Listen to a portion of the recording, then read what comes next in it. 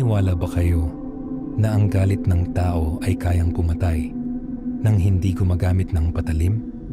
Minsan, mas matalas pa sa kutsilyo ang dasal na itim. Hindi ko akalain na ang lalaking pinangakuan ko sa harap ng altar, siya ring magiging dahilan ng unti-unti kong pagpanaw. Ang lalaking sinumpaan kong makasama habang buhay, siya palang maghahatid sa akin sa bingit ng kamatayan. Nagsimula ang lahat nang malaman kong may iba siya. Masakit. Oo. Pero ang hindi ko alam, hindi lang pala ako nakikipaglaban sa isang kabit. Isang pamilya pala silang may maitim na paniniwala. Mga taong hindi takot gumamit ng dilim para lang makuha ang gusto nila. Isang gabi, bigla na lang bumigat ang pakiramdam ko. Akala ko pagod lang, stress, sa paulit-ulit naming pag-aaway. Pero iba ito. Ang bigat ng balikat ko, parang may nakadagan na sako ng semento. Hindi ko maalis. Hindi ko maibagsak. Pagsapit ng 12:00 ng gabi, doon nagsimula ang bangungot. Bigla akong nakakaramdam ng matatalas na tusok sa likod. Hindi simpleng kurot, para itong mahahabang karayom na dahan-dahang ibinabaon sa balat ko. Hanggang sa maramdaman ko sa laman, tahimik lang ako. Nagpipigil ng iyak habang ang asawa ko sa kabilang kwarto, mahimbing na natutulog o baka nakangiti habang kachat ang babae niya.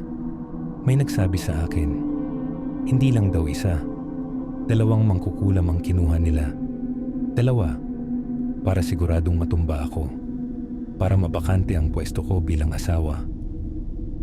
At doon ko na naramdaman, hindi lang ito selos, hindi lang ito galit. May presensya sa loob ng bahay. May amoy ng nabubulok na bulaklak. Kahit wala namang florera, ikaluskos sa kisame na parang may mabilis na gumagapang sa dilim. Minsan, pag tumitingin ako sa salamin, hindi ko na halos makilala ang sarili ko. Namumutla, nanunuyo ang labi, ang mga mata ko parang lumulubog na sa lalim ng pagod. Unti-unti akong nauubos. Pero sa gitna ng bawat tusok, sa bawat hapdi, sa bawat gabi ng takot, isa lang ang ginagawa ko. Lumuhod. Kahit hirap huminga, kahit nanginginig ang tuhod. Binabanggit ko ang kanyang pangalan. Panginoon, tulungan niyo po ako.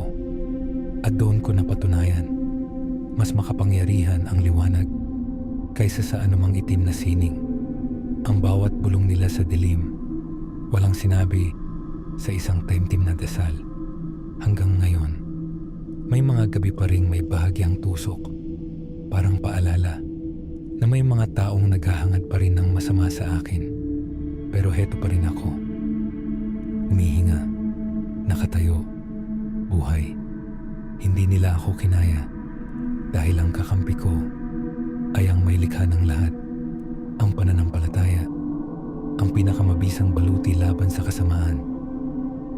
Huwag matakot sa mga taong gumagamit ng dilim, dahil sa dulo, liwanag pa rin ang mananaig, katotohanan pa rin ang magwawagi, at ang dasal na mula sa puso ay mas makapangyarihan kaysa sa anumang sumpa.